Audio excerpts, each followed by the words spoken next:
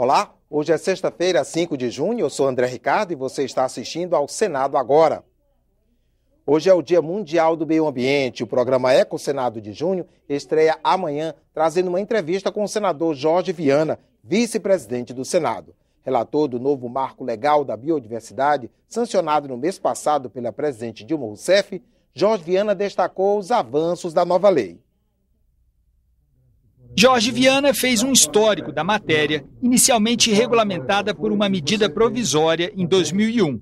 A ideia era combater a biopirataria, mas a regulamentação se revelou um entrave para a exploração econômica da biodiversidade brasileira. Nos últimos 3, 4 anos, tentando-se usar essa lei, foram assinados 136 contratos, apenas um com comunidade indígena.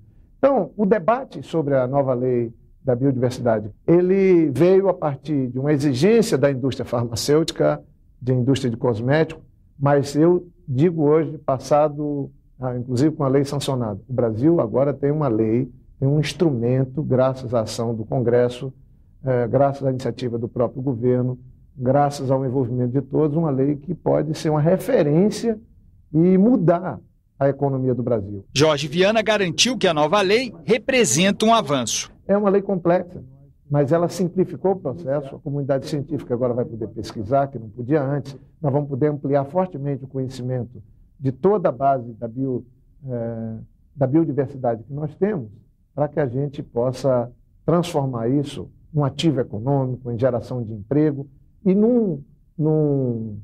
numa economia estratégica e nova, uma espécie de economia do século XXI. Na entrevista, que será exibida na íntegra no programa Eco Senado de junho, o senador tratou também de outros assuntos ligados ao meio ambiente. O adiamento do prazo final para a implantação do Cadastro Ambiental Rural, previsto no novo Código Florestal Brasileiro, outra matéria que ele relatou no Senado, foi minimizado. O Brasil já fez 1.600.000 propriedades, isso até o mês passado, e isso implica que 16 milhões de hectares de unidade de conservação novas estão sendo absorvidos. Por isso, só com a metade do CAR sendo feito, o Cadastro Ambiental Rural, o Brasil já vai cumprir todo aquele compromisso de redução de emissão voluntário perante a comunidade internacional. Então, é uma lei que veio para pegar, pegou definitivamente. O programa Eco Senado será exibido no sábado às 8 da noite e no domingo às 8h30 da manhã e às 4 da tarde. Nesta semana, a igualdade entre os trabalhadores domésticos e as outras categorias profissionais tornou-se realidade. A presidente da República sancionou a lei que o Congresso Nacional debateu durante 2 anos. Ela garante direitos que ainda necessitavam de regulamentação específica. Georgina é um dos quase 6 milhões de trabalhadores domésticos do Brasil. Para ela, uma profissão como todas as outras. Para mim não tem diferença nenhuma. Para trabalhar numa loja, num shopping, qualquer...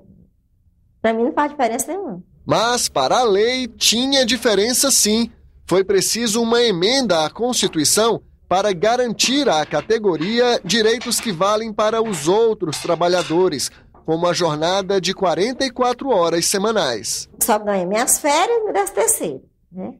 Aí os outros você recebia seguro-desemprego, por exemplo, se acidentasse, tinha seu direito também. E aqui não, se eu trabalhar aqui, se eu me acidentar, se o patrão não tiver compaixão de mim, ele vai me ajudar, senão ele me bota para a rua. Demorou mais 2 anos para a lei ser regulamentada pelo Congresso Nacional. Finalmente, os trabalhadores domésticos terão direito a adicional noturno de 20%, seguro-desemprego, salário família, auxílio creche e pré-escola, seguro contra acidentes de trabalho, indenização para dispensa sem justa causa e fundo de garantia por tempo de serviço. O FGTS, que antes era opcional e beneficiava apenas 190 mil domésticos, agora passa a ser obrigatório. Governo e empregadores vão dividir os custos. O consultor do Senado fez as contas para um salário de R$1.000. Hoje ele desembolsa uma contribuição previdenciária no valor de 12% da remuneração do empregado doméstico, ou seja, R$120. A partir da regulamentação, essa contribuição previdenciária teve um decréscimo para 8%. Então ele vai recolher R$80.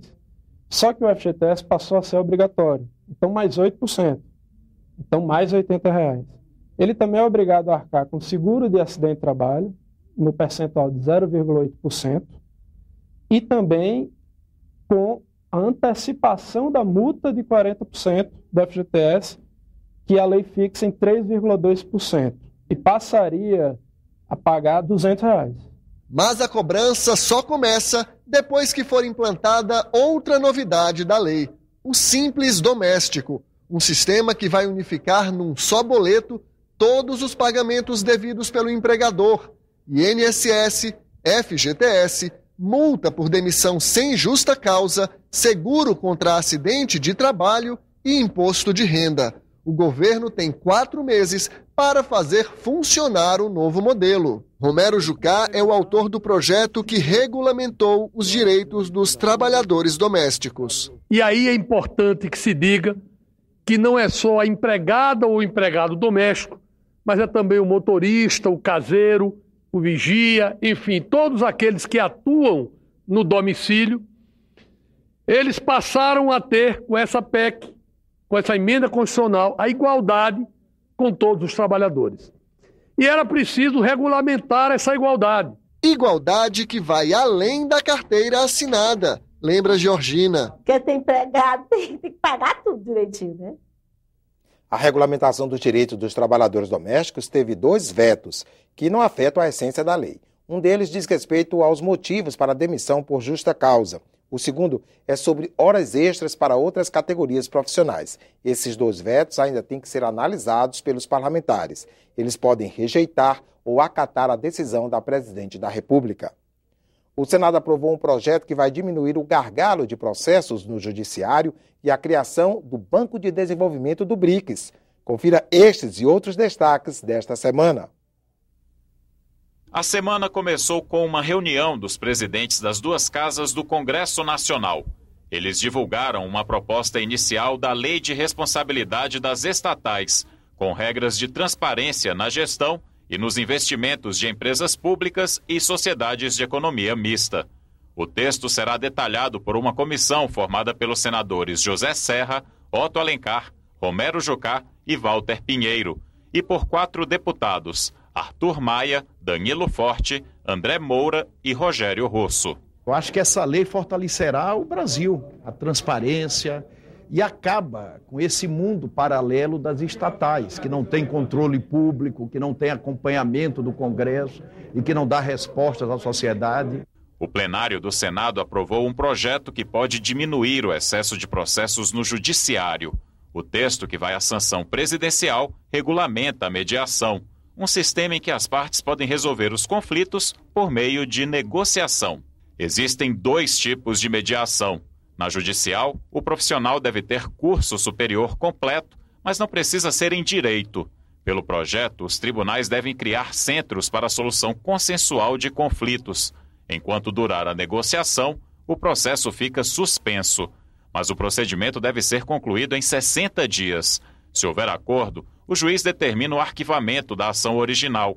Já na mediação extrajudicial, qualquer pessoa pode atuar como mediador, desde que tenha confiança das partes e seja capacitada para a função. Grande volume de processos é uma ameaça ao funcionamento de uma justiça eficiente e, o pior, gera uma desconfiança em relação à morosidade do judiciário. A partir da aprovação da lei, nós trazemos uma nova cultura, qual seja a cultura do consenso, a cultura do diálogo, a cultura da busca do acordo. Uma comissão especial foi criada para debater o Pacto Federativo, que redistribui obrigações financeiras entre União, estados e municípios.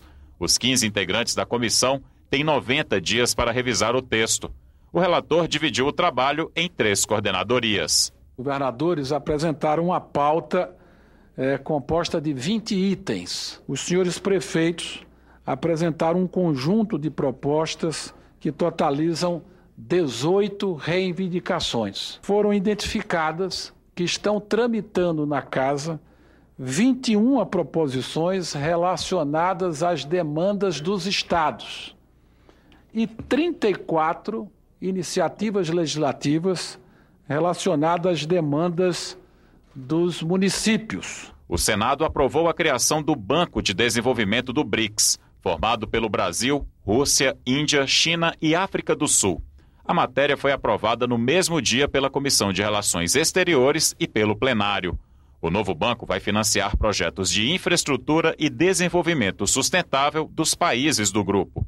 Com sede em Xangai, na China, o banco abre as portas com 50 bilhões de dólares disponíveis. Esse novo Banco de Desenvolvimento, presidente, ele é composto pelos BRICS, mas outros países pertencentes à Organização das Nações Unidas podem participar também.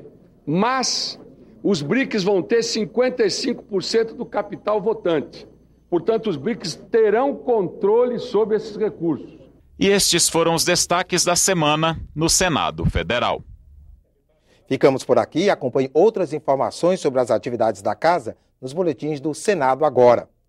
Enquanto isso, continue assistindo a nossa programação.